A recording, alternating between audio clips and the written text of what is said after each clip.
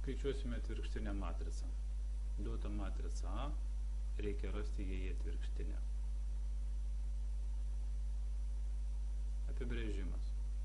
Matrica A laipsnyje minus vienetas padauginta iš matricos E lygi matricai E. E yra vienetinė matrica. Atvirkštinė matrica A minus vienetas skaičiuojama pagal formulę. Vienetas padalinta iš determinanto A ir padauginta iš adjunktų matricos.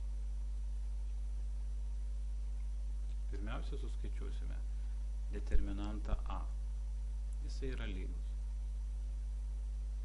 Parašome determinantą ir detaliai nerodysime, kaip jisai skaičiuojamas, parašome jo reikšmę. Tai yra lygu minus 1.